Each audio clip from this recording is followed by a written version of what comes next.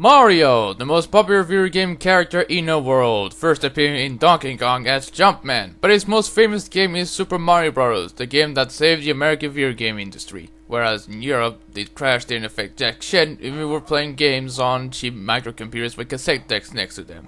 Yes, back in the European home computer revolution, games had to be copied in cassette tapes that take too long to load that you had to make a cup of tea or something. But let's get back to Super Mario Bros. It's a simple platformer where you have to save the princess from the evil Koopa called Bowser. It's just a simple damsel in distress story that you most likely don't care about it if you're not a Ninja Sarkeesian. The game was so popular that it was bundled on every Nintendo system ever. And by that I mean just the NES. Then again, there are bundled packs that didn't have Super Mario Bros. As a bundled game, like the Sports Pack. Eventually, it has spawned a bunch of sequels, but if you line them all up, one of them sticks in like a sore thumb. The one being Hotel Mario. Super Mario Bros. 2 is great!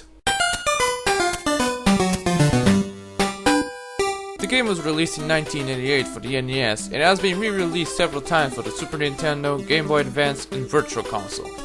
When you boot up the game, you have a choice of 4 characters: Mario, Luigi, Toad, and Peach? Well, no need to play the game since the princess has been already saved. Goodbye, everybody! The game starts as you fall from the door. How did this happen? Well, according to the enclosed instruction book, Mario had a dream when he climbed a long staircase and reached the door. He opened the door and entered a new world where it has been conquered by the evil wart. After he was sleeping, Mario and his friends were having a picnic at the mountains, until they saw a cave. When they arrived, they saw the same long staircase from Mario's dream. They climbed the stairs until they reached the same exact door from his dream. They opened the door, and now we're here.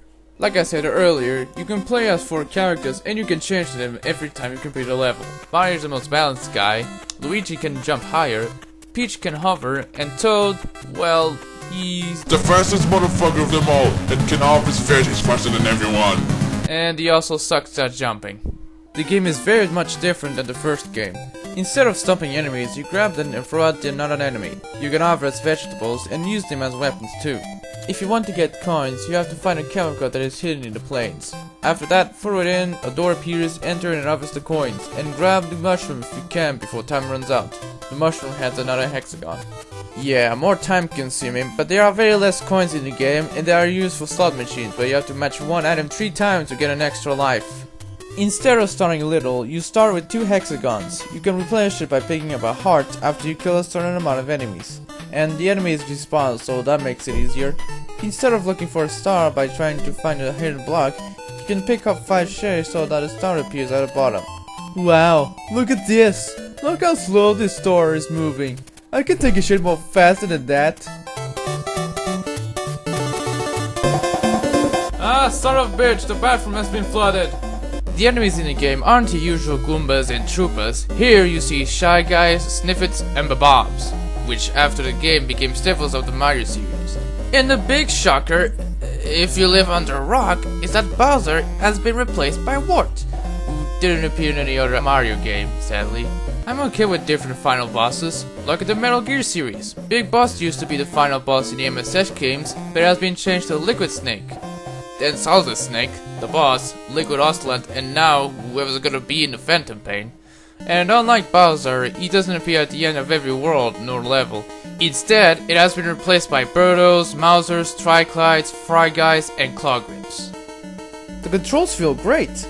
Like its predecessor, the character you play has momentum when you begin walking, kinda like real life. Every character can do a super jump when you hold the down button, wait, and then jump. A nice feature. Unlike the first game, there is no 2-player mode. Then again, the 2-player mode in Mario 1 is just a turn-taking mode. Hey, can I my own clone! Now neither of us will be virgins! Well, that was forced. Anyway, can I play with you? Sorry, but this is a 1-player game. Well, at least we can take turns. Sorry, but I'd rather play alone. Well, that sucks. The graphics have a nice Arabian feeling with the pipes, the desert setting in some levels and the stuff. I really like it. The music is great too, my favorite being the boss stage music. But the question is, why is this so different than the first game? Well, it was actually somewhat of a reskinned version of Doki Doki Panic, released for the Famicom Disk System, some added from the Famicom that uses proprietary floppy disks. The game was based off some Japanese TV special or event or whatever, where the mascot are composed of 4 Barabian characters. The game was a joint project by Nintendo and Fuji TV and was released years earlier, and by that I mean a year earlier. If you look at the footage of the game, you'll be saying, "Oh, so Mario 2 is just a reskin version of this? Didn't know they were lazy." Well, actually, there are other differences other than graphical stuff. In the original game, you can't change characters after you choose one. Even if you die or complete a level, you must complete a chapter before switching characters. Even then, the other characters didn't go with the character after you complete a chapter, so you have to do the same chapter with a different character. Because of that, the game has a save feature, which Mario 2 lacks. Not only that, but you have to complete the whole game 4 times just to get the ending. Also, you can't run the original. Thank God for the changes in the NES version. Eventually, the American version was released for the Famicom in 1992 as Super Mario USA. So that was the end of it, right? No! There is another! Let's talk about Super Mario All-Stars for the Super Nintendo. This is some sort of an HD compilation of all the 3 games, kinda like Metal Gear Solid HD Collection. There is a version where it has Super Mario World, but both versions have the same extra game in them called Super Mario The Lost Levels. What is it? Well, it's Super Mario Bros. 2. The original Japanese version. The version that is way harder than the first one.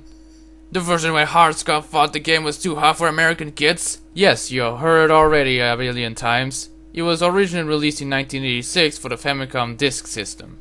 When you start the game, you'll notice that there are graphical changes compared to Mario 1. And you also notice that there's only Mario game and Luigi game instead of 1 player and 2 player.